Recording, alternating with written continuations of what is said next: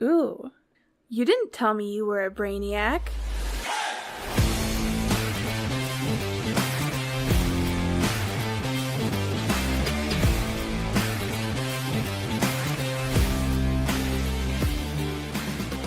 What is going on, you dirty old nasty brainiac? Slapdog here. It is episode 210 of Leather Brains, and I am joined today by my very good friend Scotty Del Rey, and we're going to talk about football. We're going to talk about Ben Johnson. He's finally found his home.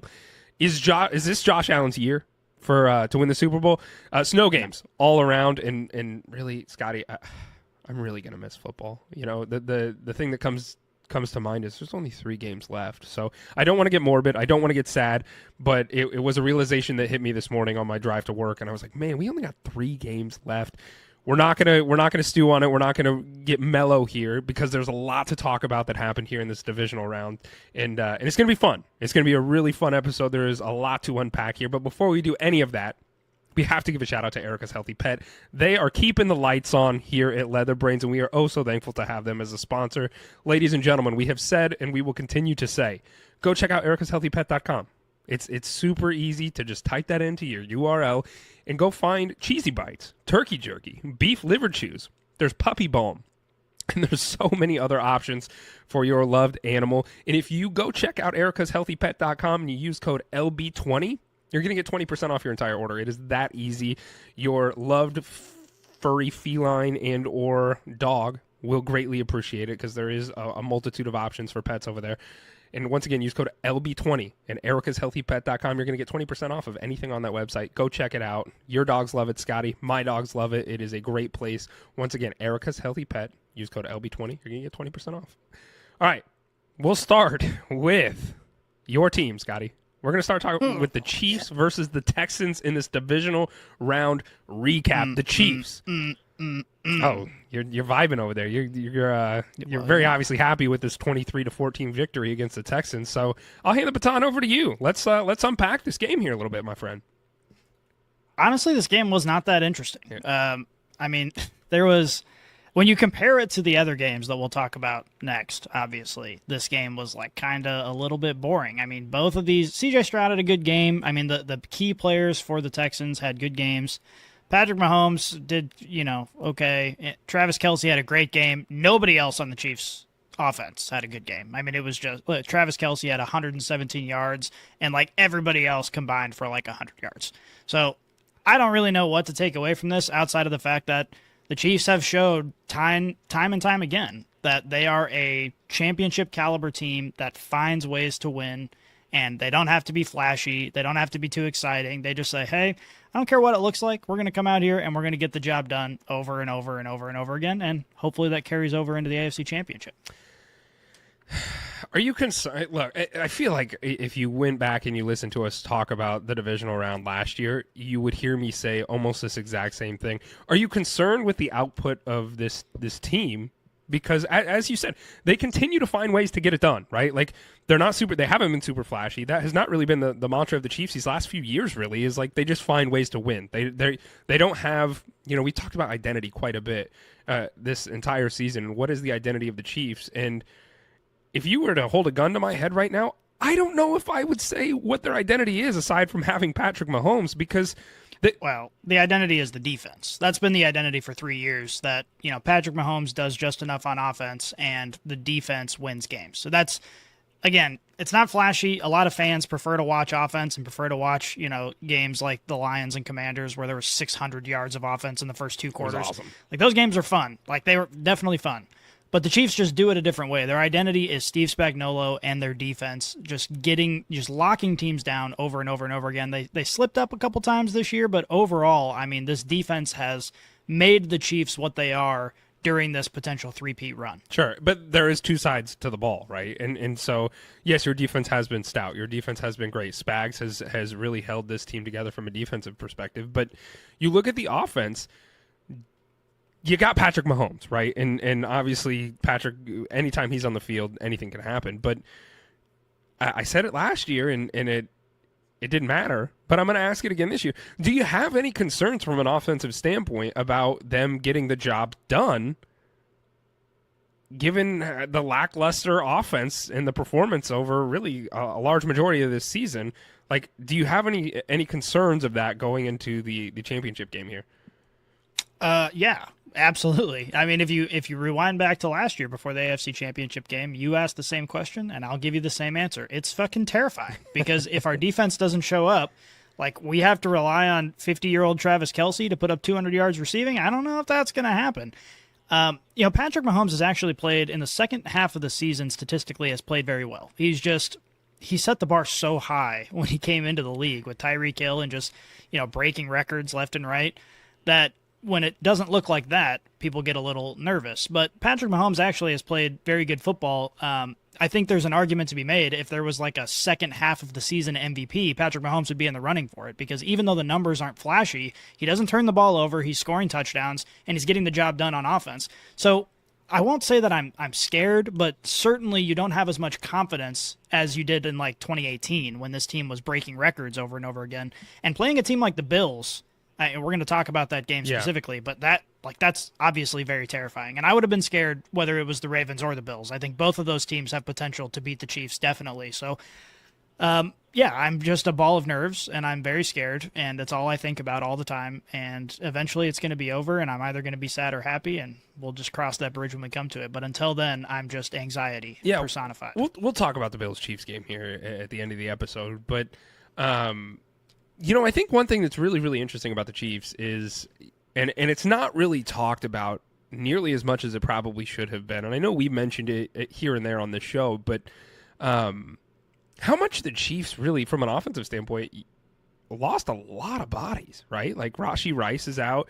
You had Hollywood Brown, who was largely gone for the whole season due to injury, and he came back. So, like, offensively, Pacheco was out, and you signed Kareem Hunt back. And you look at, like, what you're working with, and it's, as much as I hate Matt Nagy as a coach, like, you're still finding ways to win with, people that you're finding in free agency, and you're losing a lot of weapons for Patrick Mahomes, and you're still finding ways to get it done. And I think that's been something that isn't talked about nearly as much as it should be, and hasn't been talked about nearly as much as it should have been this entire season, because that is a huge detriment to the Chiefs. And because you have Patrick Mahomes, I think a lot of media outlets aren't really, they're like, whatever, they're going to figure it out, and they have. But that's been, a huge component of this Chiefs story this entire year, I think. Yeah, I mean, how many times have we praised the Lions for figuring out, their season with all the defensive injuries that they had? And you never hear that for the Chiefs, which is fine. I mean, that's what comes with winning Super Bowls, is people just kind of expect you to be good, and if you're not good, they say, you suck, and if you are good, they're annoyed. So, I mean, it just comes with the territory. As a fan, it doesn't bother me at all. I actually kind of like being the bad guy a little bit, and I do think if you hooked an NFL fan up to the lie detector test and said, "Are you impressed with Patrick Mahomes?" Everyone's going to say, well, yeah, absolutely. Of course I am, because he's amazing and he's great. And Andy Reid, the things that he's done with this team, over his tenure is almost unprecedented. Like, it's just, this is a group of people who have championship mindset and have what it takes to win championships, as we've seen time and time again. And they're able to overcome those hurdles. And that's what's good. Patrick Mahomes is a veteran in the league now, and you have that veteran leadership. You have confidence in him. And it kind of goes back to what we talked about last week with building culture. It's easy to build culture when you have a really powerful team that's winning games. But a culture like this is sort of like, you don't ever doubt it. Like, things can go wrong, people can get injured. You just don't doubt the culture. You have faith that they are going to compete at a high level, and they have. Whether or not they win the Super Bowl, they've certainly done that. Sure. And looking at the other side of this, the Texans, this was tough, man. I mean, C.J. Stroud, he didn't have a bad game, right? And you look at the adversity that the Texans have really faced this entire year. You lose Stephon Diggs, you lose Tank Dell, Nico Collins has been in and out with injury. Joe Mixon has looked really great, but like this team has also struggled with injury quite a bit. So for them to even get here, I was thoroughly impressed with. I don't think this is a detriment to C.J. Stroud. If anything, I think this kind of showcases what he's capable of. And if I'm a Texans fan, I'm really excited for the future of the Texans. Obviously, there's some uncertainty there with the wide receiver group. Is Tank Dell ever going to be able to play football again? Diggs is on a 1-year deal, but I think overall, you're still looking forward to the future, and you're not, hanging your hat up and saying, well, it was a great run. It is what it is. As long as you have CJ Stroud, I think you're still sitting in pretty good company, right?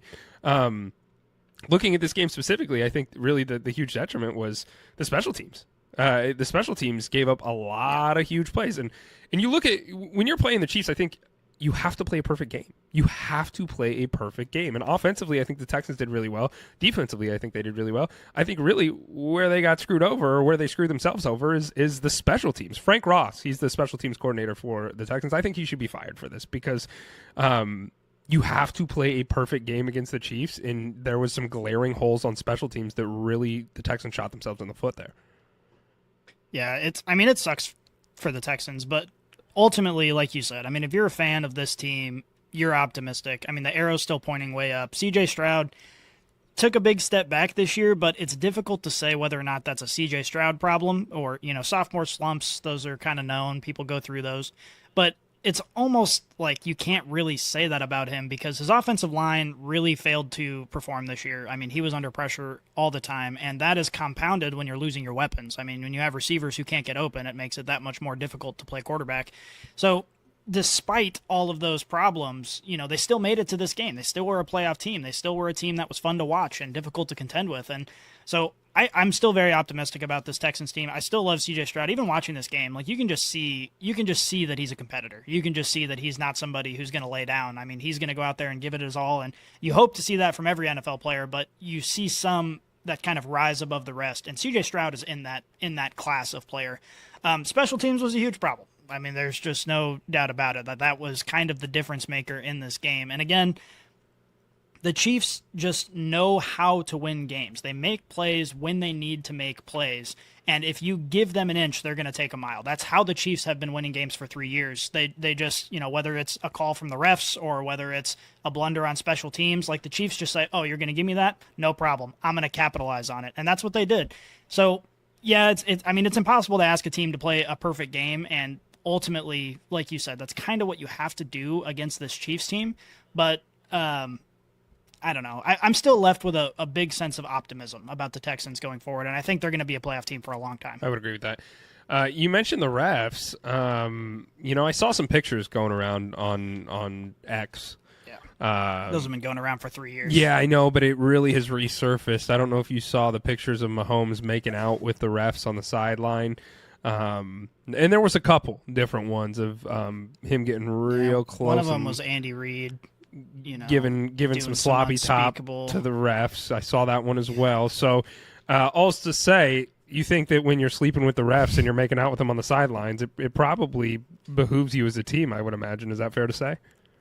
I think that would be the case. Okay. If that were happening. Oh, if the pictures were out there, so that's true. I know that is true. It's hard to refute those pictures that are totally obviously real. There was a period of time where I was sick and tired of this conversation because it's bullshit. If you look at the situation objectively, yeah, the Chiefs get calls. Every team gets calls because refs are human beings and they're imperfect and they fuck shit up. This game is another example of that where, yeah, Patrick Mahomes got 2 favorable calls that shouldn't have been called because they were bad calls. But people are acting like, oh, it's rigged, when Patrick Mahomes on the first roughing the passer call did get hit in the helmet. It wasn't enough to draw a penalty. It shouldn't have been a penalty. But he did get hit in the helmet. So watching it in real time, you can understand the mistake. And then the other one, when he, danced around for a little bit and then went down last minute, and then 2 Texans players hit each other in the helmet, you can understand. In real time, you see Patrick Mahomes going down, and then you hear the crack of 2 helmets. Yeah, you might throw that flag. That was a bad call. Yes, that was a really bad call. They were both bad calls, but you can understand, okay, this isn't a grand conspiracy. It's just people making mistakes. That happens. And Patrick Mahomes does take advantage of that. He does dance on the sideline a lot, but that's just taking advantage of the rules that exist and, getting an advantage from that. Players do that in every sport. The best players do that, especially in basketball. They had to actually change rules in basketball from people jumping into defenders to draw fouls.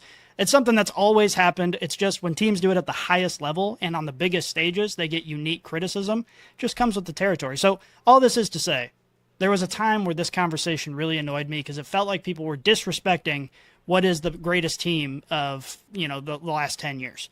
But I'm just comfortable with it. I'm okay being the villain. You guys can talk your shit and post your fake pictures and do all that, and we're just going to win Super Bowls. We're just going to win Super Bowls, and you guys can take to Twitter and be mad and throw temper tantrums, and we'll just cuddle our Super Bowl trophies and be happy about it. You mentioned the Texans one. I do think that was BS because he didn't even get hit. It was 2 Texans players, and I understand the real time and the speed and all that kind of stuff. When you're watching it in slow motion in 4K, it's pretty obvious. But when you're watching it in real time in the winter cold and your eyes are watering and it happens in half a second, pretty difficult to discern that. Yeah, bad call. The thing that I wanted to talk about, and you kind of mentioned it already, was the basketball thing and how like they had to change the rules. I think there is some rules that need to get changed in the NFL too, because the one thing that stood out to me, and there wasn't a call for this, and which is the correct thing, but if you watch Patrick Mahomes once, he actually slowed down as he was running out of bounds and wanted to be pushed out of bounds and was pushed out of bounds, and then you could obviously see in the replay. You could see it in real time. I was like, that's a flop. And then they showed it again in the replay, and Patrick Mahomes very obviously flopped out of bounds looking for a call, which I don't blame him, by the way, right? Because you're utilizing the penalty or the chance to have a penalty in your favor, right? And like you said, that's what the best players do. So I'm not necessarily blaming Patrick Mahomes, but what I am saying is you need to change the rules. I'm not smart enough to figure out exactly what the NFL needs to do to circumvent that, but situations like that, it makes it so much harder for a defender, right? Because all the defender's trying to do is get you out of bounds, right? And you're taking advantage of that by not running out of bounds, so you can get pushed out of bounds, so you can then flop or make more of a scene to try and get a penalty, right? So I don't like that, and like I said, I don't blame Patrick Mahomes for doing it because that's what the greats do, right? That they're utilizing the rules to their advantage. However, I just don't think it's for the sake of the game and sake of defenders. I don't think it's fair for them to try and have to protect the quarterback. Like, that's not their job. Their job is to stop you from moving the ball forward. And I don't like the fact that they now have to consciously think, how hard do I need to push this guy to get him out of bounds without me looking like I'm doing something egregious? And that's what I don't enjoy about it. So. And part of the problem too is just, again, the imperfection of the refs. It's not called consistently. It's not ever going to be perfectly consistent across the board. I mean, we saw in the Ravens game, which we'll talk about, Lamar Jackson got pile drived 7 yards out of bounds, almost into the bench, and there was no call. And it's like, okay, like, how is that not a penalty? But half the calls that we see during the season are penalties. There's just not any consistency. And it's an impossible thing because from the NFL's perspective, I'm not one here to defend Roger Goodell, but from the NFL's perspective, the star quarterbacks make you all the money. Like, when your team doesn't have their star quarterback on the field, that's a real problem when it comes to ratings and selling jerseys and everything else. So it makes sense to want to protect them, but you just have to do it better. Like, you don't want to ruin the product on the field for the sake of being overly cautious. And it's just a line that they have to kind of walk and fine-tune as time goes on. I'm not opposed to changing rules like that. I mean, being a defender in the NFL today is harder than it's ever been, and it's because you can't just be aggressive. Like, you have to be really smart, and you have to recognize, like, when I'm going to tackle a quarterback, not only can I not hit him, above the waist, but I can't hit him below the knee, and I can't put my weight on him when we fall down, and I have to let go if he throws the ball at a certain period of time, or I have to do some sort of, like, matrix superhuman maneuver to not hit him if he throws the ball a fraction of a second before you get there.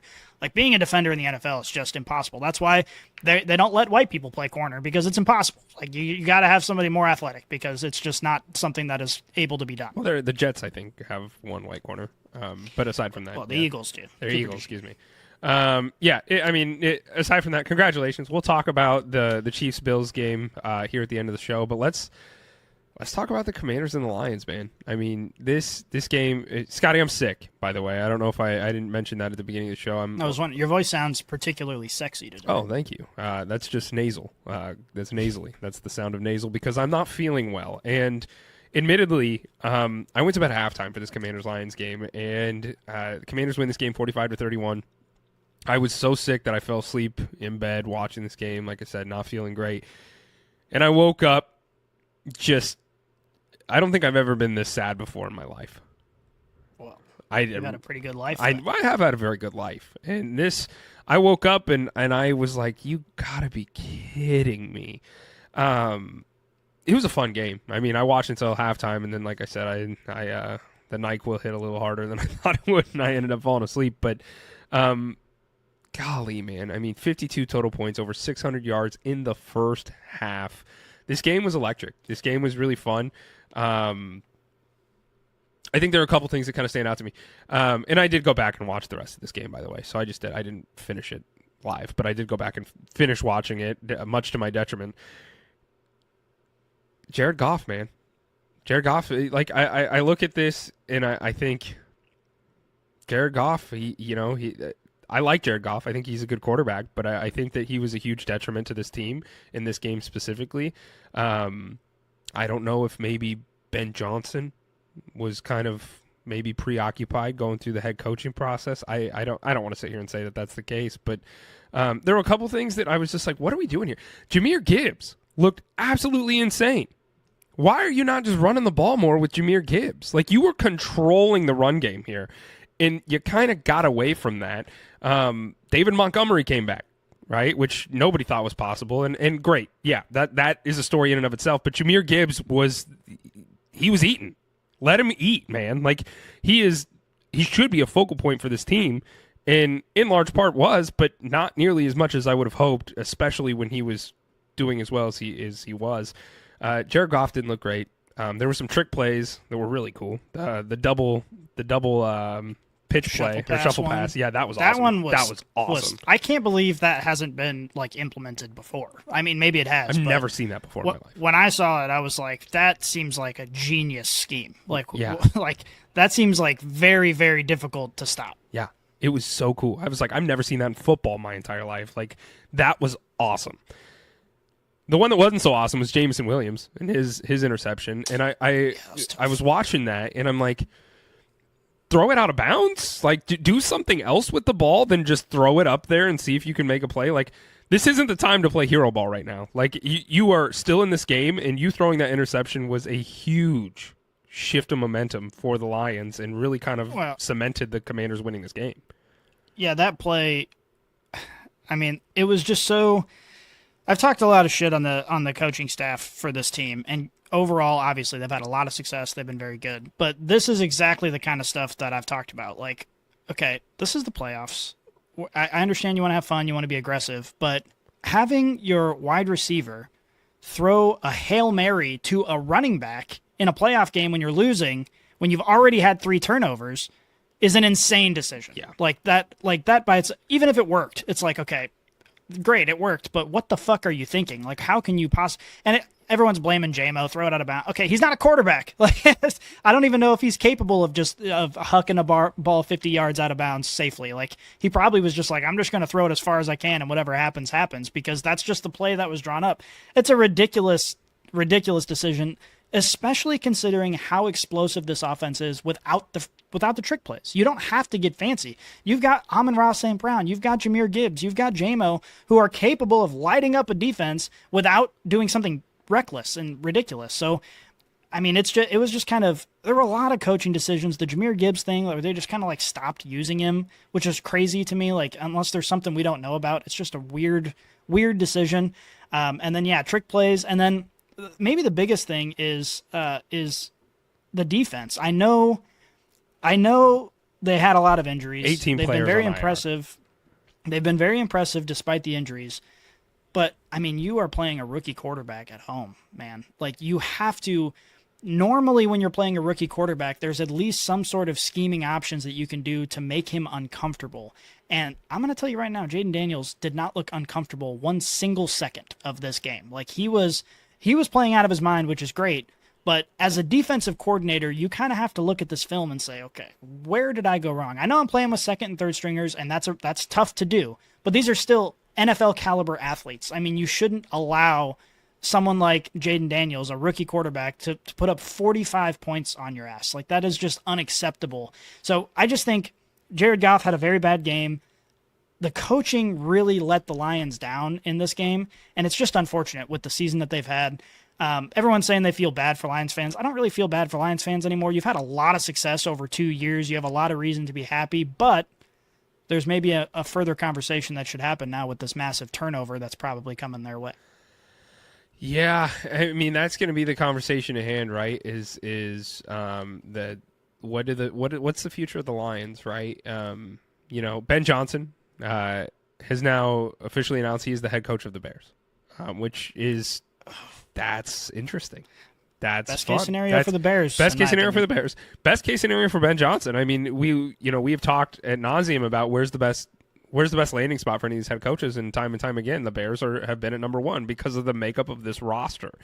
You look at the talent that Ben Johnson is walking into. This gets fun. This gets really. Congratulations to Bears fans, because you have to be excited about this hire. Like Ben Johnson, he was the most sought after head coach this offseason, and so for them to land him, I'm excited for Bears fans, and this makes me kind of reinvigorated for what I thought the Bears could be this year. I'm hoping and I'm optimistic that they can get there next year. Caleb Williams, I mean, he's shown flashes that he can be the guy. I think they just need to he needs somebody that can develop him. And so for Ben Johnson to land there, I think is a great landing spot for the Bears. And I think Ben Johnson, he's a great offensive mind. Like we've seen it here with the Lions, right? And so now the question is, what does this team look like without him? And Aaron Glenn is the defensive guy, and he's probably gone as well. That hasn't been announced as of this recording. So it's tough, man. I and you're gonna poke fun at this, I'm sure, but woke up, saw Dane Campbell, and I saw his presser after this game, and he was crying, man, and he was like, I take full responsibility. Which, like, for me, as a pseudo Lions fan and a huge Dan Campbell supporter and rooting for the Lions, like, it sucked because look, I'm not in the locker room, I'm not going to training camp, I'm not on this team, but like watching how hard they work to get here, like that's not an easy task, right? And I think Dan Campbell kind of understands like this team is going to look different moving forward because he's lost both of his defensive and offensive masterminds in this.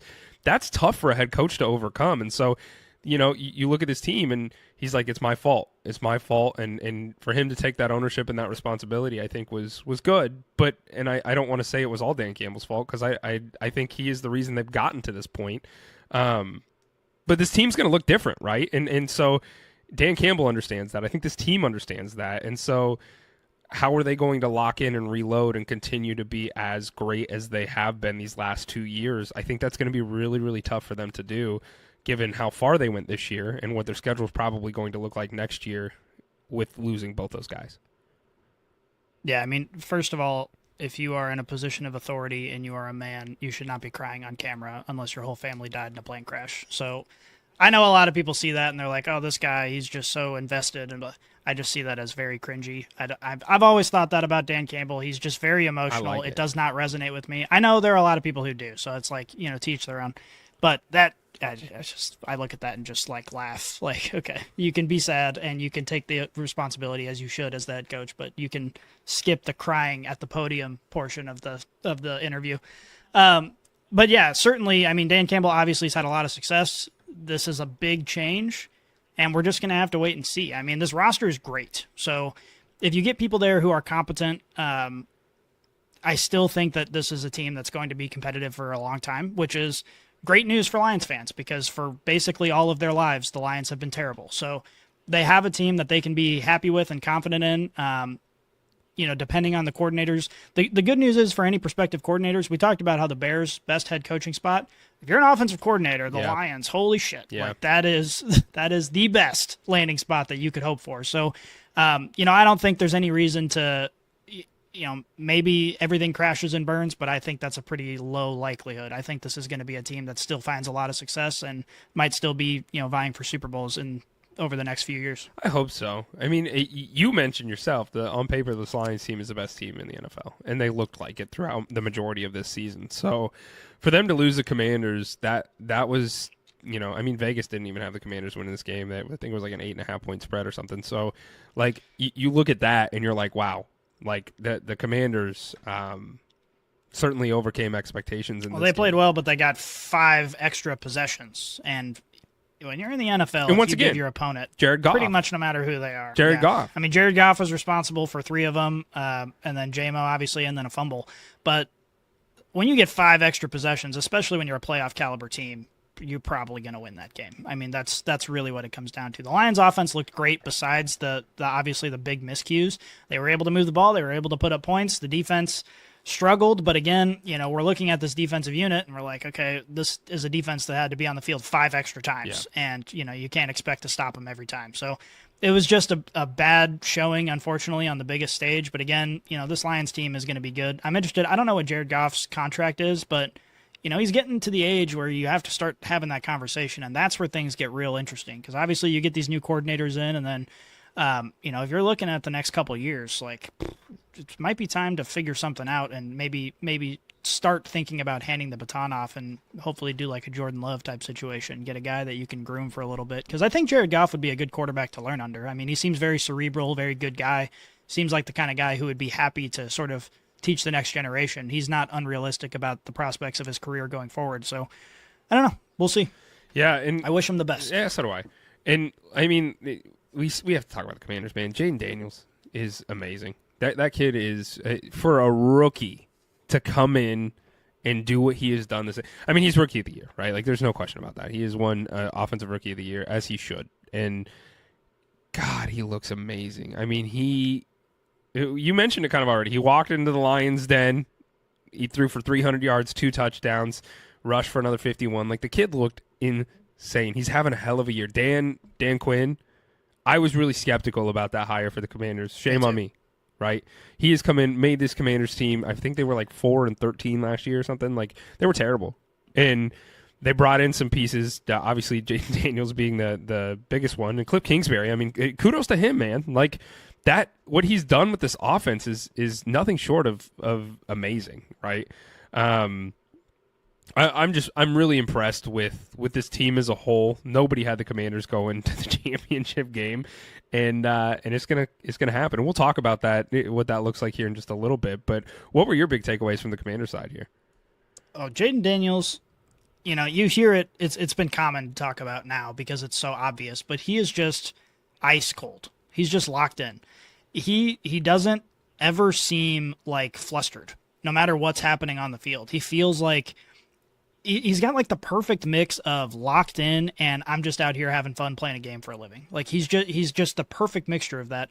And there have been some interviews of defensive players in the NFL that say, I hate playing Jayden Daniels because he's just so hard to hate. Like he's just always happy and smiling and joking around on the field, and then he just tears you up. Like, I don't know. There's something to be said about GMs and these scouts that are out there looking for talent, and you see talent on the field, but then you also have to see the way people act as people. And there was a lot of conversation about that with Caleb Williams, and I think some of those concerns have kind of come to fruition this year, where he just seems a little frantic. He just seems like a little emotional, kind of unable to really lock in and be a man of steel.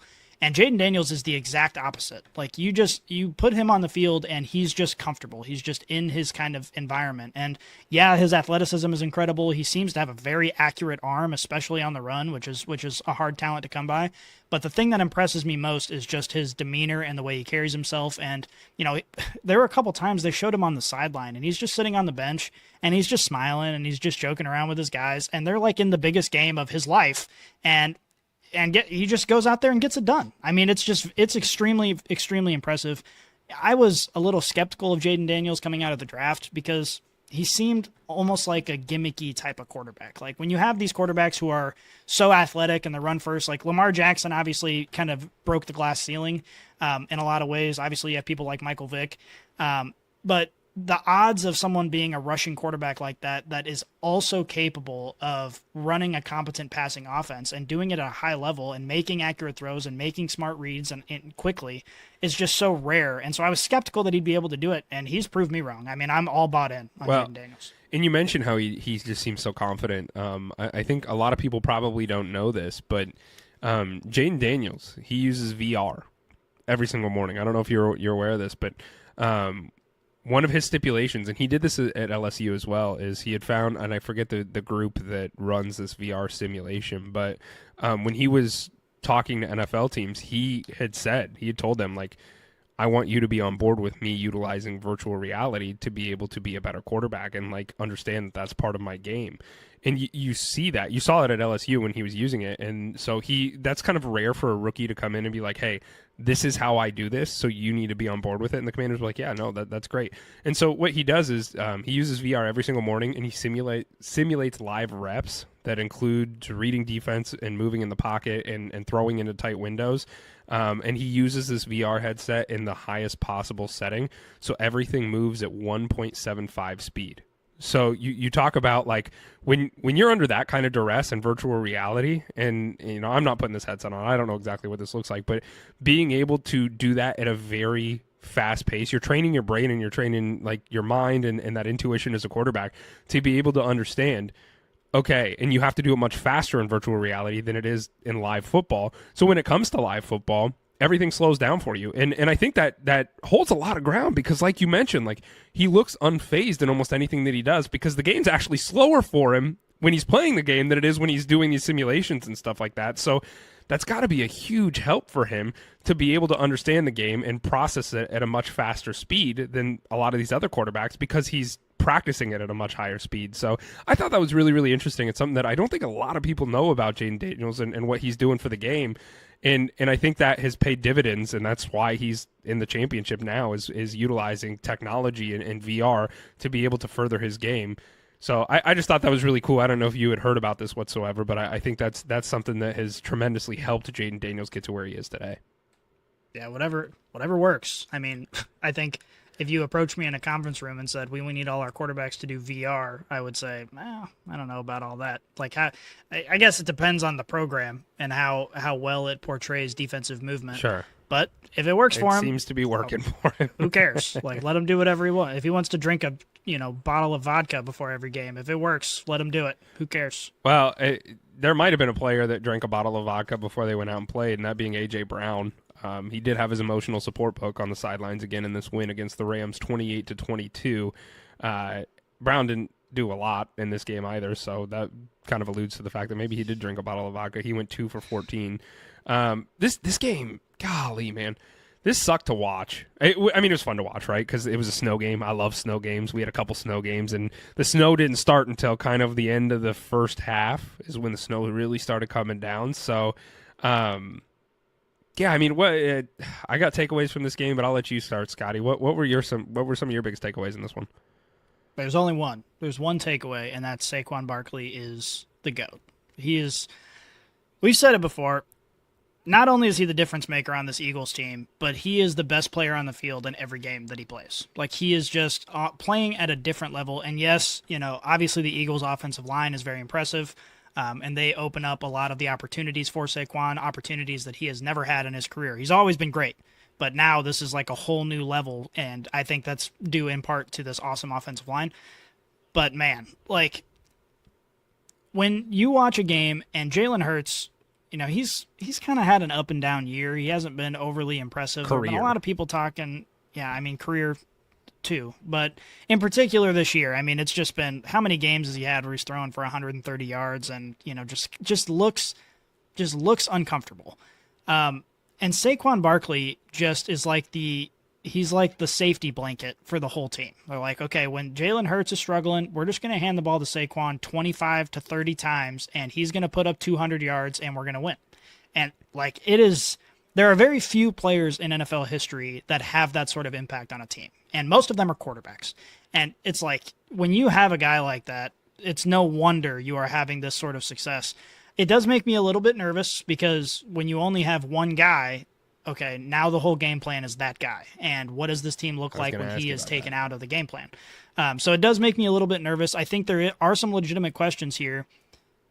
It's actually interesting about the NFC in totality, because the Eagles have been the forgotten team from the NFC all year long. People have been talking about the Vikings and the Packers and the Lions, and like, the Eagles just kind of were flying under the radar, and now they're the last ones left, and of that group. And so it's interesting to see just the continuity that Saquon brings to the team and how that has translated into win after win after win after win.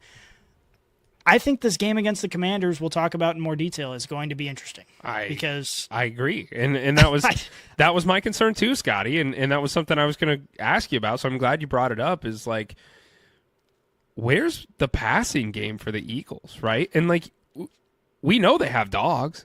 We know they have. Like, we know what these wide receivers are capable of. A.J. Brown, Devontae Smith, Dallas Goedert. Like, we know. We've seen what they're capable of, but they haven't really came to play. I don't know if that's even the right way to say that. I don't know, because the Eagles have found identity in Saquon Barkley. Which, kudos to you, right? Like, that he is, just like you mentioned, like, he is a difference maker every single time he's on the field. So, yeah, it's a no-brainer to utilize Saquon to the best of your ability, but I'm concerned. I'm concerned with Jalen Hurts' ability to pass the ball. Obviously, it was a snow game, right? So that kind of throws a wrench in a lot of things and makes it a little bit more difficult to pass, but I haven't really. I mean, A.J. Brown the last few weeks has been largely absent. He's been reading his book on the sidelines. Devontae Smith has not really been present either. Like, the whole passing game has been largely absent. And if you're going to lean that heavy in the run game, we know what they're capable of, but we haven't seen it in a while, and that does make me hesitant. Yeah. It's interesting because, like, after this game, people have been kind of talking shit on Jalen Hurts for a while now, and there were a couple like memes comparing the stat lines of Josh Allen to Jalen Hurts, and Josh Allen threw for like 127 yards, and Jalen Hurts was similar. And they're like, well, one of these quarterbacks has been shit on all season long, and the other one's going to be the MVP. Like, what's the deal here? Yeah.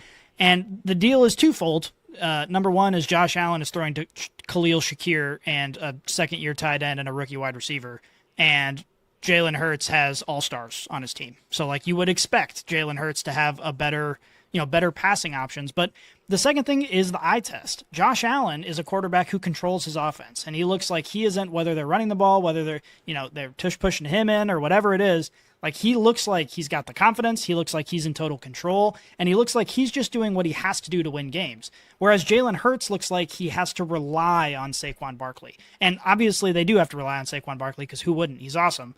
But it just looks different. Jalen Hurts just looks worse, and it's kind of hard to explain, and sometimes the stats don't tell the whole story. But yeah, this Eagles offense has felt dilapidated, certainly. I mean, we often as fans will turn around like we did with the Lions. Oh, Jahmyr Gibbs is having a career day. Why are you going away from Jahmyr Gibbs? And then we turn around and say, well, why are they relying on Saquon Barkley so much? So it's kind of a two-sided coin, but at the same time, you do want to know that your offense is capable of taking that next step or going in a different direction if they have to.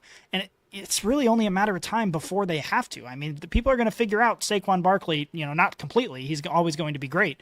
But people are going to be able to devise game plans. If it ends up being Chiefs-Eagles in the Super Bowl, you better believe Spagnuolo is going to stay up all night creating an impossible wall for Saquon to run through. That's going to be his goal. And they're going to say, Jalen Hurts has got to beat us with his arm. Good luck. Yeah, and I think that's a conversation. We'll talk about it when we talk about the conference championship a little bit here. But before we move on, the Rams.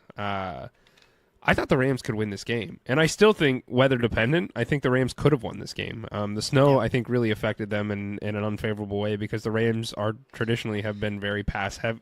I don't want to say pass heavy, but they utilize Matt Stafford, his arm, Puka Nacua. Like, they throw the ball really well when they need to. And when you take that away from them and make them one-dimensional, I think it certainly favored the Eagles in this one, because you have Saquon Barkley, right? And the Eagles don't have Saquon Barkley. And that's not to say Kyren Williams isn't a decent running back, but I think it really limited their options and their ability to move the ball down the field. So, yeah, I mean, in the first half, the Rams didn't look bad, and they were throwing the ball, and then the snow came, and that kind of put a wrench in things quite a bit. So, yeah, they seemed to figure it out in the fourth quarter. I mean, they moved the ball. Yeah, it's just, I don't know. It was tough. I don't know if you've seen this clip of Kurt Warner going around. I think it's a couple years old, but he basically was like, yeah, when I was in the NFL, I always had a real problem with snow games, because the fans love snow games, obviously, because it's super fun to watch. It's fun to watch these like high-powered athletes like barely able to walk. Yeah, like sliding for around some and reason. stuff. I don't know. It's chaos. But he basically brought up, okay, if you're a team from LA, you cannot simulate that environment. Right. If you're in New York, you practice in that environment, kind of what to expect. If you're in LA, you're like, okay, this is what we think is going to happen, but you can't put those players in that situation to prepare for it. So it inherently does get, the teams who play in domes or the teams that are in warm weather areas, it is an inherent disadvantage because you're not able to prepare for that. And he basically kind of alluded to the idea that all of NFL should go to domes because you want to see the highest the highest caliber product on the field every week. You don't want something like a rainstorm or a monsoon or a snowstorm to completely derail the game, especially. And you kind of can sympathize with that because all these players for the Rams, all that they've overcome this year, they put in all this time and effort to get to this point, and then they're like, well, if it wasn't snowing, we would have had a better chance. And I sympathize with it, but at some point you just got to be like, okay, you got to win more games. You got to get home field advantage in the playoffs. Like, this is kind of on you. You have the responsibility to bring the opponent to you. That's why the playoffs are set up this way, and you didn't do that, and so now you got to deal with the consequences. So it sucks that it happened. I mean, the 2 turnovers, you could argue, were basically entirely caused by the weather, and those made the difference in this game. But should have had home field advantage. No, should have done more when you could. I like that take because I understand you want to see the players play at the highest caliber level, but like you said, they should have won. And the other thing that is kind of fun to discuss is like sometimes that can change the outcome of the game for either team, right? And so it adds that air of mystery and who knows, and anything can happen. And I think that's part of why I like a snow game, is because it does add that element, literally, that element of you have to overcome not only the other team, but the elements outside and try and figure out a way to win. And I that's why I like snow games, aside from watching people slide and slip around and stuff like that. And it does make it harder, but they're awesome to watch. So really the question that I have regarding the Rams is, what does the future of the Rams look like? Matt Stafford's not getting any younger. Cooper Kupp, he's been kind of absent this year. It's been the Puka Nacua show. And so, what are your thoughts on the Rams moving forward? I don't know, man. I mean, we're certainly getting to with adding Puka Nacua, it feels like he is a perfect replacement for Cooper Kupp. Like, it feels like he's a guy that obviously is capable of taking over games.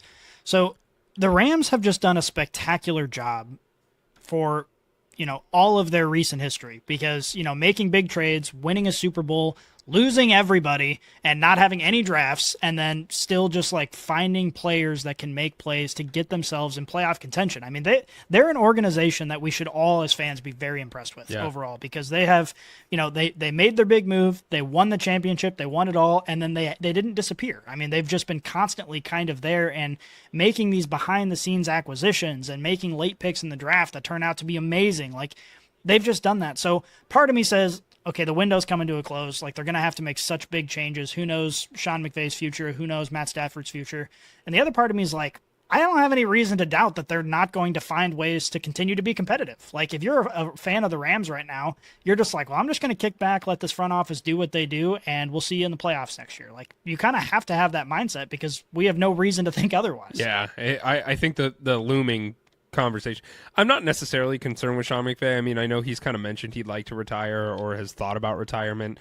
God, he's young though, and I feel like, and I don't know McVay personally. I wish I did, because I think we'd get beers and hang out and be bestest of friends. But I imagine that's a tough thing to walk away from, right? When you you dream your whole life of, if you can't play the game, you're still a part of it. And what better role to play than the head coach of an organization, and a successful organization. And McVay, he's a top 5 coach in the NFL, like hands down, bar none. Like he's in that conversation, and maybe one day we can sit here and pick our top 5 head coaches, but he's in that conversation easily. So I'm not necessarily concerned with him. I do think he'll want to stick around. But really, the question at hand now is Stafford. Like, I think he's 36, I want to say. I'll double check that, but he's not getting any younger. And I do think Matt Stafford plays a huge success in this team. And yes, he is 36, by the way. God, that's embarrassing that I know how old a quarter. Like, that just goes to show how nerdy this has gotten. But he's not getting any younger, right? And he still looks great. But like, all it takes is one hit, right? All it takes is one wrong move, and Matt Stafford is such a key component of this Rams team and what he's able to do. And like, he is the ultimate gunslinger in a lot of ways. And so I'm a little concerned, right? I do think they really need to start thinking about the future of the quarterback position if they want to continue to stay relevant, because I think if you take Matt Stafford on this team, I think it's going to be a slippery slope, and it's going to be really hard to try and find replacement, success without a really good quarterback like Matt Stafford. Yeah, and it's kind of, parallel to the Steelers conversation too, because this is a team that since they won the Super Bowl, like it's not like they've tanked. It's not like they've been able to go pick up a young guy in the draft in the first 3 picks. So they got to figure it out. And whether or not Stafford's going to be there for a 1 or 2 or 3 more years, like it's got to be something that's obviously on the forefront of their mind. And especially with Puka Nacua, like he's proven that he should be a franchise player. Yeah. I mean, you want to keep him around for forever. He's in the same conversation as someone like Jamar Chase or someone like Justin Jefferson. Like as the organization, you're like, this is our guy. We want him here all the time. And you got to keep him happy, which means you need to find a capable quarterback who's not only competent, but able to throw the ball. And so, yeah, I mean, there's definitely a lot up in the air. But again, I fall back on this is a team that figured it out so far, and they haven't given me a reason to think they won't figure it out going forward. Yeah, no, and that's kind of where I'm not concerned necessarily because they've never proven us wrong thus far. Like, Puka Nacua was a 5th-round pick, right? Nobody had Puka doing anything. It's insane. And he's the wide receiver 1 for this team, and I think many teams would, slobber at the mouth at the opportunity to have him as a wide receiver. So, and it's not just him. They've done it everywhere. They've done it at a lot of different positions, and even Kyron Williams. Yeah. Like that's a guy that, given his body type, and like you're like, I don't know if this is gonna work out, and he's just out there killing it every week, and he's resilient, and he can take hits, and he can deliver hits. It's like, where do you find these guys? Like, what kind of secret handbook do you have that says, incredible. This 180-pound running back that looks skinnier than everybody on the field, he'll be great. Puka Nacua, this 5th-round wide receiver, is going to be like a Pro Bowler for the rest of his career. Like, how do you do that? And I wonder if some of it goes back into culture, right? Like, I wonder if some of that is like, is this a good culture fit, and will this guy adhere to what we're trying to build and be a part of, and like, this is what we're trying to do. So I think some of that might play a part in it as well. Is like, you don't have to necessarily be the most talented person, but if you're susceptible to being coached and you want, like, you're good with that, and you're not a locker room problem, and you are a good culture fit for what we're building here and what we have established here, you will find success. And obviously you have to be athletic as well because this is the NFL. But like I think part of that reigns true because they found it with some of these picks that nobody else had on their radar, right? So it's pretty interesting. But we'll move over into the last game here. This game was tough, man. This is the Bills-Ravens, man. I mean, the Bills 27, Ravens 25. It's a tale as old as time, Scotty. Lamar Jackson has been knocked out of the playoffs yet again. Has not made it to the Super Bowl like many had thought he would this year. Tough. I mean, this was a fun game. Once again, another snow game. It was a great game. I was very excited to watch this game because it was 2 juggernaut teams going head to head. I had the Bills winning this one. Scotty, I was sitting on my couch sweating, mostly because I was sick, but also because this game was it came down to the very last play. Like it came down to the end. So it was tough to watch the Ravens lose this yet again. But what were your biggest takeaways on this one, my friend? Well, number one, Lamar Jackson is amazing. He's an awesome player. He honestly overall had a pretty good game. But he's got to cut back on the playoff turnovers, man. Like I saw a stat today. In 50% of the playoff games that he's been in, he's had 2 or more turnovers. And when you look at the number of games he's played in the regular season, only 14% of them had 2 or more turnovers. So it's like, what goes on? I don't know if it's the stage or what, maybe it's just a coincidence, but it's like, it seems like Lamar Jackson is just kind of takes a step back once you get into the postseason. With that said, like, I think he looked pretty good. The problem was his pass catchers, and namely Mark Andrews. I mean, we all saw the last 2-point conversion that hit him in the hands that he didn't catch. Tough catch, but you got to make that catch. You have to make that catch. He had a couple pretty bad blunders throughout the game. And this whole season, I think you can, if you were to write one sentence to describe this season for the Ravens, it's what happened to Mark Andrews. Because you started out basically non-existent for the first 4 weeks of the season, had a little bit of a resurgence here and there, but he just he's not that clutch player that he was just a couple years ago, like where he was just one of the best tight ends in the NFL. And now it just seems like, I don't know, like he's a good asset to have, but is he, a liability in some cases? And I feel for him. I would largely think play. The Ravens fans would say yes at this moment. Yeah, I mean, this is the downside to being an NFL player and making millions and millions of dollars is, everybody watched me fuck up and I ended our season. And you can't you can't boil the game down to one play. I mean, ultimately there are always a whole host of plays that could have changed the outcome, but when it's that obvious and all eyes are on you, it's a primetime game, it's the only game on, and you drop the ball that ties it up, like, that's tough. That's really tough. That's really tough.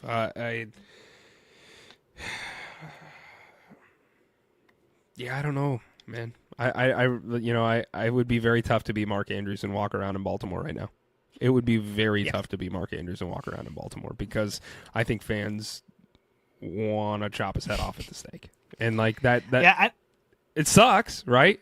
But that was the biggest moment of this game, right? And it's not to say Mark Andrews was the sole reason they lost this game, but it's really hard when, there were other things that happened in this game that kind of led them to this point, but when the game is on the line and that is it couldn't have worked any better, right? It hit you in the chest, in the end zone. All you had to do was catch it, and you dropped it. And for that reason, you didn't get the chance to go into overtime and potentially win this thing. So that's just part of it, right? Like that is part of the game, is because that was the moment that everybody saw, and it was so glaringly obvious that all you had to do was catch it. Like that, a lot of Ravens fans are calling for his head, and I get it, right? Like I understand it, because that's what you're paid to do. That's what you're paid to do, and for you not to do that. It'd be one thing if he was typical superstar Mark Andrews all season long, and then this happened. Like, then it's like, fluke. Like, obviously he's great, but he's just kind of struggled all year. It's been like a constant narrative of what happened to Mark Andrews. Like, Isaiah Likely has been the better tight end on this team for a huge portion of the year. So it's just a real tough spot. And part of me is like, man, I feel for this guy. Like, it just sucks. You make this catch, 9 times out of 10, and you miss it this one time. But then the other part of me is like, he's got like a multi-million-dollar contract, and if I had to choose between not being a millionaire or being a millionaire and everyone in Baltimore hating me, that's an easy choice. Well, yeah, I don't give a shit what the people in Baltimore think. That's touche. We had a graphic go out on X yesterday over on our Leatherbrains account, and I want to talk about this. Is the graphic said, "Will Lamar Jackson ever win a Super Bowl?" And it was a little clickbaity, but that's fine. We do that. We do that sometimes. But it was kind of interesting because our graphics team whipped that one up, and I wanted to have that conversation here on the show, and so I just found it oddly timed that was also the question I was going to bring to the table. Do you think, in your heart of hearts, Lamar Jackson will ever win a Super Bowl, Scotty? Will he ever? I don't know. I can't predict the future. Is he capable of it? Absolutely. Lamar Jackson is one of the best quarterbacks in the NFL, and it's like, that's not the answer. Not even close. It's yes or no. You're rubbing the crystal ball. You want me to rub my crystal ball first? I mean, it doesn't. I don't know. My answer is no. Depends. Lamar Jackson will never win a Super Bowl. I don't believe that. I do not believe he will ever win a Super Bowl. And that's not to say he's not and Ravens fans are going to come attack me, and that's okay. I welcome it. Come on over. Slapdog with 2 G's. That's my Twitter handle. Let's come have a conversation about it. I don't think he ever will win a Super Bowl. I really don't. And that's not to say Lamar Jackson isn't a good quarterback, right? Like we've seen it. This year he was in the MVP race alongside with him and good old Joshy boy. We don't know who's won the MVP yet. The votes are already in, so we're kind of waiting on that to be announced. I do expect it to be Josh Allen. I think it should be Josh Allen. I gotta say, if they come out and say Lamar Jackson's the MVP again, fraud alert, NFL rigged. Well, it was already before this game, by the way. So all the votes were in before. I understand that. I understand. I would have said Josh Allen for since week 8, but I don't know. It would just be extra funny if they came out after this and said, Lamar Jackson. Lamar Jackson. That's MVP. maybe they'll scratch off some of the votes and change them. I don't know. Yeah. I don't think he'll ever win a Super Bowl. I really don't. I think that, you had said something at the beginning of this conversation that kind of struck home for me, is the playoffs do something to Lamar, right? In that, you talk about it factor and the eye test, and Lamar Jackson looks great, but I don't know if I could trust him to take me all the way, right? And I there are some other quarterbacks that, like, I'd put all my faith in, right? Josh Allen. Like, I think that Josh Allen, I would trust Josh Allen to take me all the way because he has that it factor. He has that differentiator. Patrick Mahomes, Joe Burrow even. And yeah, all those guys have made it to the dance, but or Josh Allen I don't think has, but I don't get that warm fuzzy from Lamar Jackson to be able to get it done. Look, I understand Zay Flowers wasn't in this game. I get that, right? And you know, we've talked about the wide receivers and how it's been rather lackluster for Lamar Jackson. Lamar Jackson, to his credit and to my detriment, he's looked great throwing the ball this year for the most part. Like, I look at Lamar Jackson's career, and when he first entered the NFL, I said, this guy can't throw a ball. He's a great running back, but he can't throw the ball. And he has continued to elevate his game throughout the years from a throwing perspective, which has really impressed me because that has been my knock on him since the beginning is he can't throw the ball and consistently and effectively. And I've watched him through the last couple of years, in my eyes anyway, get more comfortable. And he looks more comfortable doing that. I get he didn't have his wide receiver one. I just don't I don't think from a team perspective, like, I don't know how it gets better from here. Yeah, you need wide receiver help, but even then, I just don't. I don't have faith that Lamar Jackson can get it done on the biggest stage. I don't, and so I don't think he'll. I think he'll certainly be in the conversation for his entire career, barring injury. But if I had to bet my own money, I would bet against Lamar Jackson on the biggest stage. Yeah, I don't know. The reason I'm hesitant to answer that question is because, as we've seen with many teams, all right, you give a competent quarterback a stellar defense, and there's no limit. There's no limit. So I think Lamar Jackson is in a very similar conversation to Josh Allen. We've always said this about Josh Allen, and I think it's true. As long as the Bills have Josh Allen, anything can happen. And I feel the same way about Lamar Jackson. I feel he is a game changer to that degree that if you put him on the field, they should not be counted out of any single game. And I still think that. Certainly the playoff performances are concerning, but ultimately, the playoff performances are a small handful compared to all of the other performances where he has looked like one of, if not the best quarterback in the NFL. And so I think he's perfectly capable of it. It's just the cards got to stack right. Winning the Super Bowl is damn near impossible. There are teams that have never, ever done it with countless quarterbacks. So to be one quarterback and to do it is very, very hard to do. I still think, you know, if I were to put teams going into next year and the year after that are capable of winning the Super Bowl, a team with Lamar Jackson is capable. All right, book me on the record. 10 years from now, when Lamar Jackson's thinking about retirement and he doesn't have a Super Bowl win, let's pull this tape back up. Because I don't think he's going to. You think Lamar Jackson's going to play till he's 38? Okay. We'll say 6 years. 32, and then he's done because he can't run anymore. He's going to have to get way better at throwing the ball. No, he will. I just don't think he's going to get it done. But you look at the Bills, man. Golly. Josh Allen. Really? I mean, I don't even want to say Josh Allen.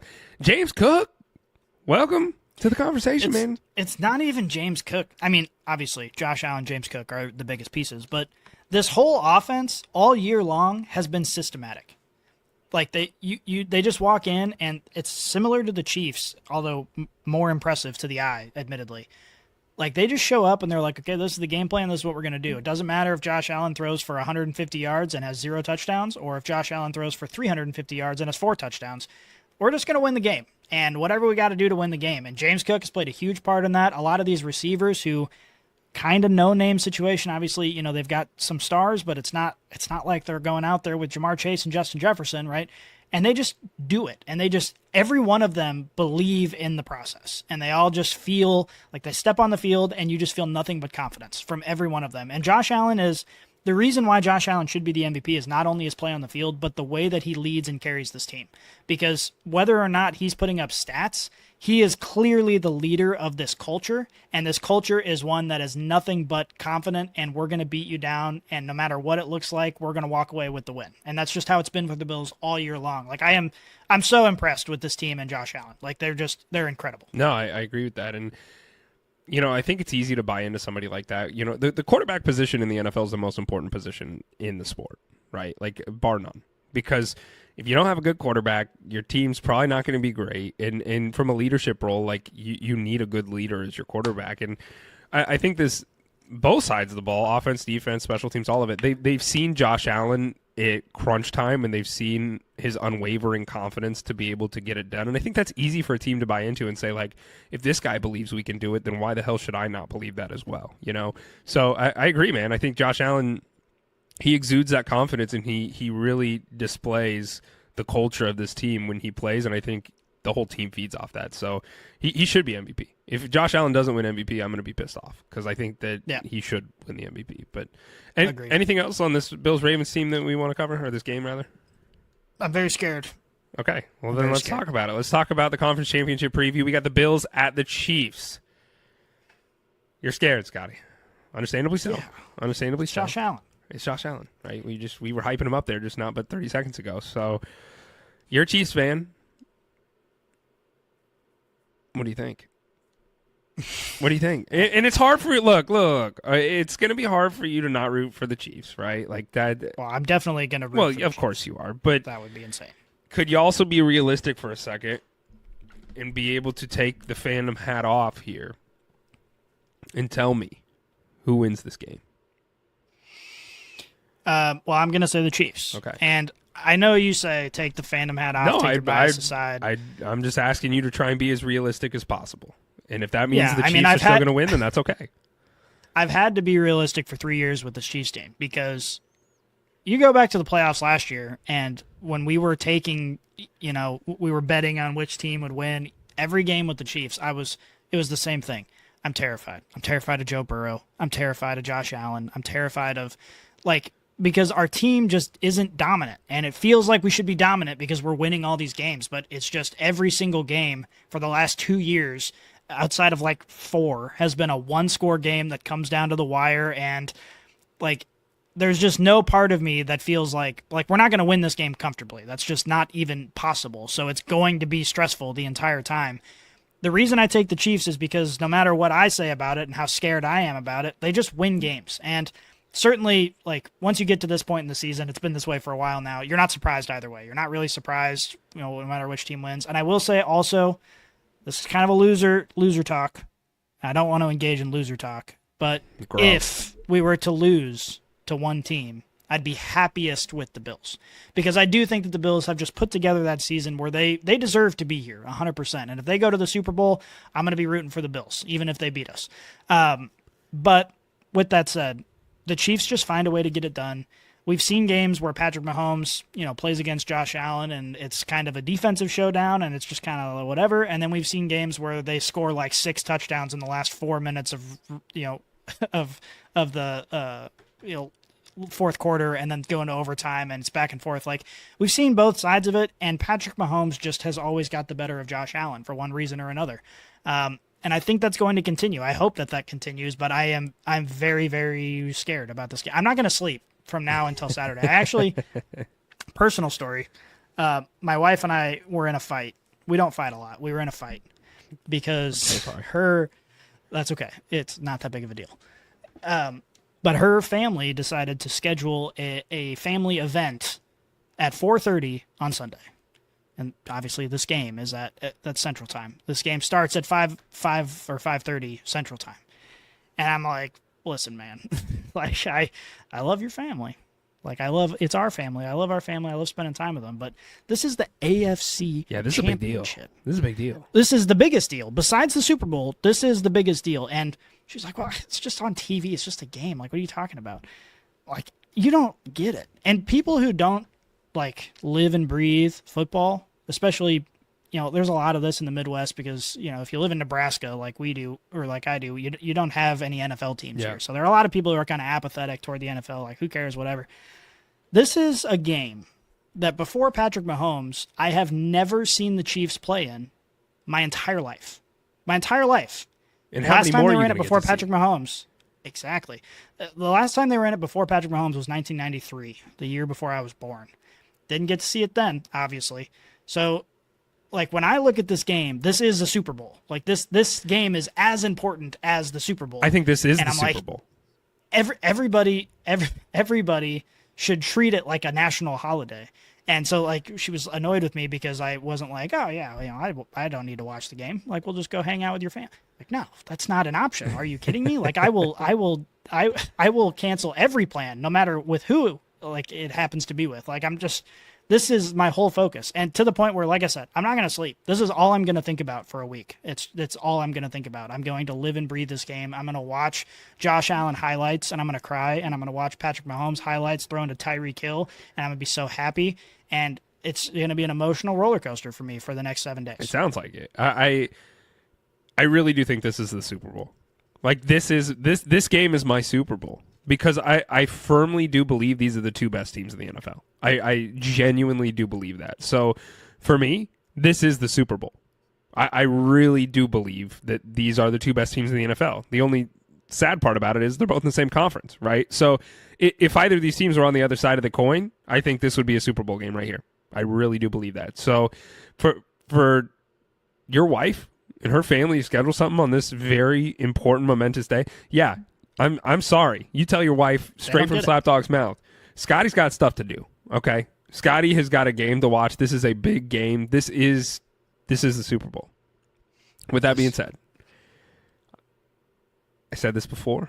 It's bit me in the ass. I really do think the Bills are going to win this game. I think the Bills are going to win the Super Bowl this year. Who do you want to win this game? You said I do want the Chiefs. I want the Chiefs to win. I do want the Chiefs to win solely because this is the end for me. This is the end of being, I won't say I'm kind to the Chiefs because I'm not. And you guys oftentimes call me a Chiefs hater, and I'm not. But after this season, I will become a Chiefs hater. I will hate the Chiefs. And so I want the Chiefs to win. I want to watch history be made. I want the Chiefs to win the Super Bowl. I really do. Because I want to watch the three-peat happen. I think just from a historical standpoint, it's never been done before. How cool would it be to say that not only was I watching the game, but I'm as plugged into the NFL as I am right now? Like, that's just such a cool thing, right? So I do want the Chiefs to win. I think it would be amazing for them to do that. I think it would be kind of a sunset for Travis Kelce, and the three-peat is on front of mind for me. So I want the Chiefs to win. But I think the Bills are going to win, Scotty. I really do. I think the Chiefs, and I said this last year and it bit me in the ass, so there's a high probability it could again. But the Chiefs just don't look electric. They don't. Their defense looks great. Their offense looks like it struggles quite a bit at times. And I think for me, what this comes down to in this game specifically is, can the Bills defense put immense pressure on Patrick Mahomes? Because if they can do that, I think the Chiefs lose this game. But as Father Time has shown over and over and over again, the Chiefs find a way to get it done, right? And they. I'm gonna say, as a Chiefs fan, it makes me far less nervous that you're taking the Bills. Oh no! If you were taking the Chiefs, I would be scared. I would be very Should scared. I flip it? Should I just say I think the Chiefs are gonna win? No. Yeah, okay. You're good. Okay. You're good right now. Okay. I want the Chiefs to win, but I think this is the Bills' year. I really do, and I think they're going to win this game. I really think they're going to win this game. But I said the same thing last year. I said the same thing the year before, and so my track record is not great. But this is my Super Bowl. Genuinely, this is my Super Bowl. I am very excited for this game. Let me throw a wrench into your thought process because I don't know if you can break this clumsy little string of thoughts, but go ahead. 2 years ago, closer to 3 years ago, I bought a hoodie, Chiefs hoodie. I bought it in Kansas City. It's awesome. My favorite hoodie. It's a little too small for me now. It's shrunk up. It's a little beat up. But I wear that Chiefs hoodie. I have worn it for every playoff game since I got it. And we have won every playoff game and every Super Bowl since I bought that hoodie and have worn it during the playoffs, including this last game. I wore it against the Texans, still undefeated. And I was afraid to talk about it last year because I didn't want to jinx the juju or whatever. But I did talk about it, and then we won the Super Bowl, so now I feel like it's kind of okay. And I got the hoodie, man. I got the magic sauce. You got the... People talk about Patrick Mahomes. They don't talk about the hoodie. They don't talk about Scotty's hoodie. Might be the real MVP. Interesting. Yeah. I didn't know you were hiding such weapons from us as NFL fans. Well, I talked about it on the podcast last year, so I wasn't hiding it. But it's back now. It's back. Playoffs in full swing. So let me ask you this: it's still undefeated. After this year, let's say the Chiefs win the Super Bowl this year, you frame the hoodie.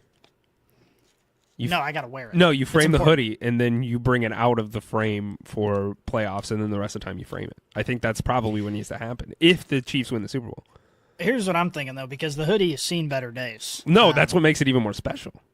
I know, but I'm thinking I might convert the hoodie, like take the fabric and maybe make it into a Snuggie, something that fits over all my clothes, and I could just wear it. It's like my playoff robes that I put on for all the playoff games. Actually, I kind of like that. If we win the Super Bowl, I'm gonna figure something out. Yeah, we got to figure something out with the hoodie. I can't keep wearing this hoodie. Yeah. When I hit the touchdown, when I celebrate, you just see it's like all midriff. I look like I'm wearing a toddler's. But I do it anyway because I have to. Yeah, no, you're obligated. I'm obligated. Yeah, no, you are. We'll have some more conversations on what we do with this hoodie, but on the other side of this, the Commanders are the Eagles. You had the Commanders going to the championship. I had the Commanders going to the championship. If you didn't have the Commanders going to the championship, then you're just a big old idiot. Welcome to Leather Brains. Everyone predicted we knew this from the beginning. This is fun, man. These teams are 1-1 this year, so they've went back and forth. They are tied, and this is going to be the ultimate showdown for them. Jayden Daniels looked electric. Saquon Barkley's looked electric. Hurts looked hurt this last game. He was kind of limping around. His leg looked kind of banged up. And then, the Eagles wide receivers, you got A.J. Brown carrying around his little book and, feel goods and talking up his mind.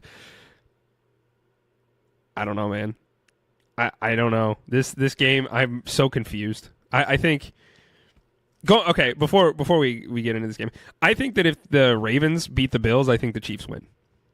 I do think that. I think you as a Chiefs fan would want to see the Ravens over the Bills. That's just my take, by the way. But I think that the Bills, I forgot to mention that. So I think that because the Bills beat the Ravens, I think that is a huge detriment to the Chiefs. And now going back to the Commanders-Eagles, I would have loved to see the Eagles-Lions. That's what I was hoping for. Obviously, that didn't happen. And now I'm just kind of left confused. And I need some guidance here, Scotty, because I want to take the Eagles, but I think of storylines, and I think of what the implications of this are. Obviously, the Super Bowl is at play here. Rookie quarterback. That's what I'm saying, man. Like the Commanders going to the Super Bowl, that would be insane. That would be the coolest story in the NFL maybe ever. Like that would be. I want the Commanders to win this game, Scotty. I really do. So here's the thing. I do too, but I'm also conflicted because if it ends up being Chiefs-Commanders, obviously I'm going to root for the Chiefs. But that's hard not to root for the Commanders. I'm going to feel very conflicted. Every time Jayden Daniels makes a big play, I'm going to be like, oh, that's pretty cool. It's pretty cool that he's doing this right now. So I don't know. But I agree with you. I mean, ultimately the storyline would be way, way cooler if the Commanders made it. But the Eagles have a good storyline too. I mean, they fought through. Remember how the season collapsed for them last year? People were calling for Nick Sirianni's head. It's like they were in complete disarray. Lost Jason Kelce, people were confused. And then this year they've had kind of their ups and downs, but again, they're just winning games and flying under the radar. And Saquon Barkley is the best running back in football. Both storylines are pretty good. And part of me, I'm so happy Saquon found this home where he can actually thrive. And it would be cool also to see him go to a Super Bowl. It would be. I don't really have a dog in the fight. I think it's going to be a good story either way. I'm excited for the game. And, I just try and think about it analytically, kind of take the emotion out of it. Okay, at this point, you got to say the Commanders have the better quarterback. The Eagles have the better offensive and defensive lines. The Eagles have the better weapons. The Eagles have Saquon Barkley. The Commanders do not have Saquon Barkley. It's the Eagles should win this game.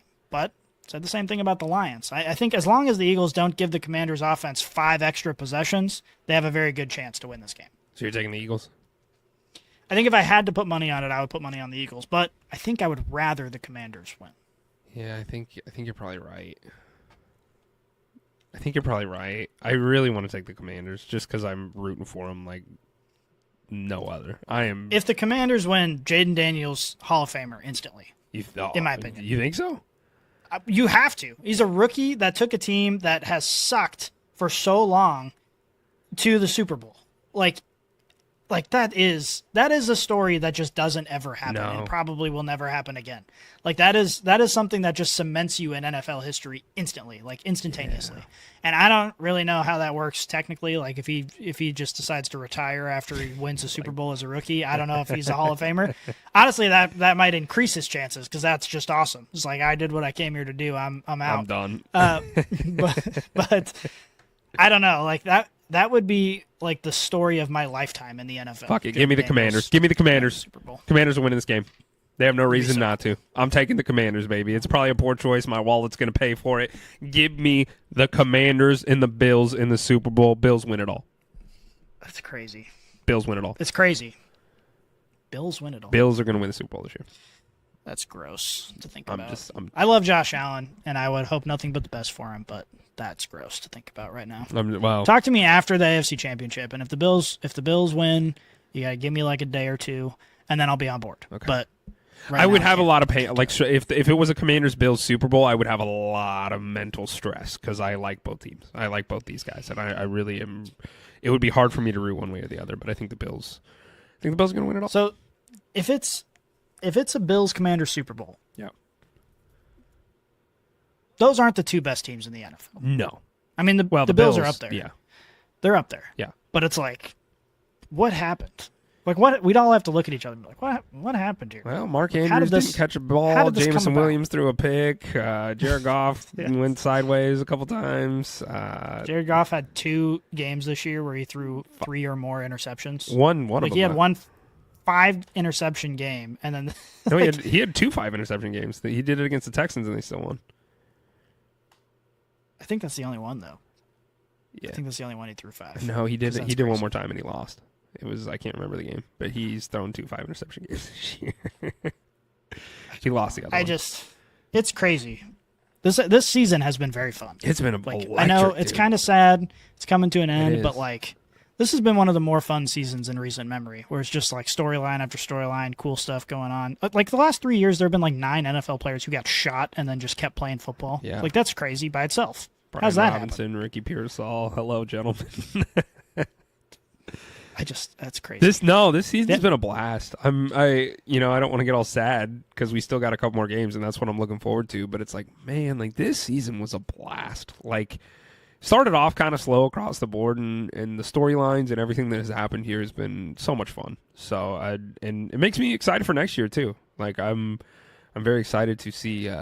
The whole future is looking good. It is. We got a lot of young, talented quarterbacks in the NFL, and when that's the case, you know that there's usually high caliber play that follows. The rookie quarterback group this year, I think, is going to go down as one of the better quarterback groups in a long time. I really do believe that. Bo Nix has looked amazing. Drake May is still, he's got some stuff to prove, but it has looked like he's competent. Jayden Daniels, of course, we talked about him ad nauseum. Caleb Williams, I still think is a good quarterback. I think he just needs the right focus and group around him to kind of showcase what he's capable of. Just wait till Shadir Penix. Sanders gets here, bro. Oh, Lord. Gonna light the league on fire. Yeah, maybe. Or he's going to light himself on fire. Scotty, that's it. That's all the time we got, man. I enjoyed doing this with you, and we'll do it again next week. And we'll prove that sweatshirt is, in fact, the luck from the good Lord himself, or it's fizzled out and it's time to burn it. We'll find out. I don't think I can burn it. Yeah, I don't think I'll stop wearing it in playoff games. If we lose, I think I probably will stop wearing it altogether. I think Snuggie's a good idea for it. We'll fashion you like a yarn. Somebody who can do that. If you're a brainiac who knows how to make a Snuggie, that's kind of a niche talent. But if you got that niche talent, you're good I'm at looking making for you. Snuggies. I'll pay the big bucks. Hit us up. All right, Scotty, let's get the hell out of here. Before we jump off, just want to say thank you to all you dirty old nasty freaky brainiacs, man. You guys are the best. This has been so much fun to do this, and we appreciate the continued support. It is truly, we enjoy doing the show. We enjoy interacting with you guys over on X, Instagram, wherever we might be at, and you're there. We do appreciate it. And hit the subscribe button, man.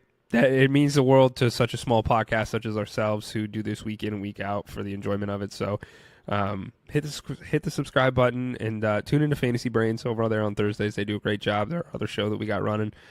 Am I missing anything, Scotty? Just hoping that Notre Dame loses the national championship. Yeah. If you're listening to this right now, then you already know what happened. Yes, but screw Notre Dame. I don't yet. No, I hate Notre Dame. They're a fraudulent, dumb team, and I hate them. Go join a conference, you freaking idiots. All right. I love you guys. We are out.